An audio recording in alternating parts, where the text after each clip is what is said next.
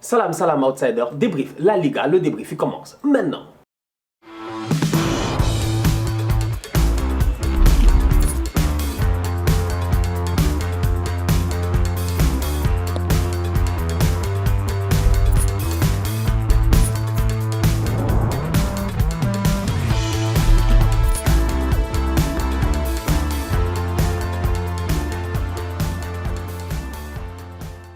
Premier match de l'année 2021 pour le Barça de Ronald Koeman qui l'emporte, je dis bien 1-0 face à Huesca. Huesca, ils sont lanterne rouge de la Liga. Huesca, ils sont derniers de la Liga. Mais le match face à Huesca aujourd'hui n'était pas un match facile. Le Barça a gagné certes 1-0. Le Barça a encore une fois galéré. Le Barça a encore une fois stressé. On va être sérieux, ils ont stressé. En fin de match, tu ne sais pas si Huesca peut égaliser. Mais à un moment donné, sincèrement, je pense qu'aujourd'hui, les boys sur le terrain, ils se sont gérés. Parce que, en toute honnêteté, la première mi-temps, quand tu la regardes bien, le Barça peut mener 3-0. Ils peuvent mener 3-0, sans problème, ils peuvent mener 3-0. Si le boy Pedri, il se gère, il y a un tapin du pied, il doit le marquer. Il y a une tête, il doit la claquer. Le problème, il est simple. Quand tu vois le coup franc de Messi, tu comprends quand même, soyons très très sérieux, comme a dit le boy Massian. Mais sincèrement, dans les buts aujourd'hui au niveau de Huesca, il y avait un gardien, c'était Lev Yashin. Je sais pas, c'était Peter Schmeichel. C'était une légende quand même. Le boy aujourd'hui, il n'a laissé passer aucun ballon à part un but. Et sincèrement, aujourd'hui, Huesca, ils ont montré pourquoi ils sont derniers, mais ils ne sont pas, je dis bien, ridicules. Parce que cette équipe de Huesca là, certes le Barça n'a gagné que 1-0, mais cette équipe de Huesca là, c'est une équipe championne du monde. En tant que dernier du championnat, c'est une équipe championne du monde du match nul. Du match nul. Huesca a plus de matchs nuls que n'importe qui en Liga. Huesca, cette saison, soyons très très sérieux, sur 17 matchs, ils ont une victoire, 9 matchs nuls. Huesca, cette saison, ils ont tenu en échec l'Atlético Madrid. Et la plupart des matchs nuls de Huesca cette année, si tu regardes bien, c'est des match nul 1-1. Aujourd'hui, soyons très très sérieux, je dis bien, le Barça est tombé face à une équipe très défensive, une équipe avec un bloc défensif bas, une équipe style West Bromwich Albion, comme le match face à Liverpool, une équipe qui a attendu sa chance, mais qui malheureusement n'a pas su concrétiser. Pourquoi? Parce que défensivement parlant, il y avait Marc-André ter Stegen et surtout, il y avait Araujo. Ronald Koeman, tous ces derniers temps, à chaque fois en fin de match, il fait rentrer Busquets. Et dès qu'il fait rentrer Busquets en fin de match, les gars, ils paniquent. Aujourd'hui, Ronald Koeman, quand même, pour une fois, il s'est géré. Pourquoi? Parce qu'il a fait jouer Busquets dès le début du match.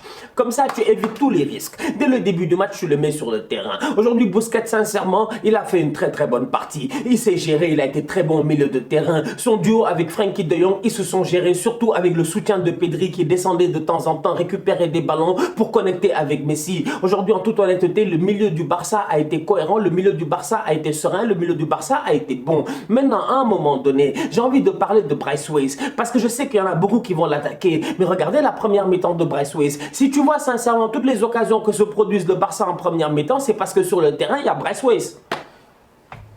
C'est parce qu'il y a Bryce Weiss. Franchement, je suis d'accord qu'en deuxième mi-temps, vous ne l'avez pas vu. Je suis d'accord que vous allez me dire, etc. Bryce Weiss, il ne sait pas gérer. Mais à un moment donné, il faut d'abord comprendre la qualité que il faut d'abord comprendre le produit que vous avez. Il faut comprendre le produit que vous avez. Bryce Weiss, ce n'est pas un numéro 9, top attaquant, etc. Bryce Weiss, ce n'est même pas une roue de secours, sincèrement. Je dis bien, Bryce Weiss, il est là pour vous dépanner. Et depuis qu'il est là pour vous dépanner, le boy, il se gère. Aujourd'hui, je suis désolé. Il y en a qui diront que Bryce Weiss n'a pas fait un bon match. Je suis d'accord avec eux en disant que Bryce Weiss n'a pas été aussi décisif qu'il a été ces derniers temps. Mais Bryce Weiss aujourd'hui, le fait qu'il soit sur le terrain en première mi-temps, ça a été très important. Le fait que Bryce Weiss, je dis bien, il occupe les deux défenseurs centraux de cette équipe de Huesca là, c'est ce qui permet à des boys comme Pedri d'avoir deux occasions. C'est ce qui permet à Frenkie de Jong de venir claquer son but. Donc à un moment donné, sincèrement, je suis d'accord avec vous sur certains points, mais quand même, il ne faut pas tirer à tout va. Martin Bryce Weiss, c'est pas lui Suarez, franchement. Aujourd'hui, à mon humble avis, il a fait ce qu'il devait faire. Sergiño Dest est sorti. Sergiño Dest, on peut regarder le match en tant que tel et se dire que Dest n'a pas fait un superbe match. Ça fait 2 matchs d'affilée que Dest, j'ai l'impression, il ne se gère pas. Cependant, aujourd'hui, je peux dédouaner Sergiño Dest. Pourquoi? Parce qu'aujourd'hui, je suis désolé, le Barça avait un jeu très déséquilibré. Très déséquilibré. Tu regardes la première mi-temps du Barça et tu te rends compte quand même tu regardes tout le match du Barça et tout le jeu se fait à gauche. Il y a un jeu qui se fait à gauche, toujours avec les mêmes joueurs. Entre Ousmane Dembélé, Léo Messi, Jordi Alba et puis Pedri, il y avait un quatuor là-bas. Les gars, ils ont installé leur terrain là-bas, ils jouaient entre eux. Soyons très sérieux. Le boy Dest aujourd'hui, je le regarde en première mi-temps, j'ai peur pour lui, je m'inquiète pour lui parce que je me dis, le pauvre, s'il monte, il n'y aura personne pour le défendre.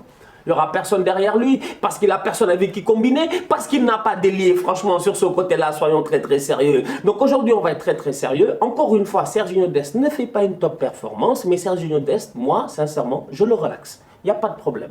Le seul problème, c'est le déséquilibre. Il n'avait pas quelqu'un avec qui communiquer. Il était seul sur son côté. Ronald Koeman, j'ai une question par rapport à ce que je viens de dire là, par rapport à Sergiño Dest qui, à mon humble avis, ne fait pas un mauvais match. Son seul problème, c'est qu'il n'a personne avec qui combiner, il est tout seul sur son côté. Mais comment à un moment donné, quand tu as mis Messi sur le côté droit et que tu sais que Messi ne respecte aucune règle, parce que Messi c'est un rebelle, il fait ce qu'il veut, et que tu sais que Messi va aller s'exiler sur le côté gauche pour aller rejoindre son ami Jordi Alba. Mais à un moment donné, tu ne peux pas demander à Ousmane Dembélé de permuter et de venir à droite. Franchement, moi j'ai pas compris quoi. Je regarde le Barça jouer, je me dis mais c'est quoi leur problème de vouloir s'acculer tout sur le côté gauche là-bas à un moment donné. Mais Dembouz, quitte là-bas, va carrément sur l'autre côté, va combiner avec le boy d'Est, va faire des accélérations là-bas. Ousmane Dembélé aujourd'hui il fait 2 accélérations, il est obligé de percer. Oui c'est vrai, mais toujours ça part du côté gauche. Le problème il est simple, c'est qu'aujourd'hui il y a eu un énorme déséquilibre quand même offensivement au niveau du Barça. Ils étaient anormalement déséquilibrés, style Titanic, je les ai pas compris sincèrement. C'était très lourd d'un côté, très léger de l'autre. Et derrière, sur le terrain, quand tu vois qu'il y en a d'autres qui performent moins que d'autres, ben, c'est normal. Toujours pas de Alenia, toujours pas de Conrad, toujours pas de Riqui Puig. Bon bref, Ronald Koeman, il ne change pas. J'ai l'impression qu'il a un effectif de 14 joueurs.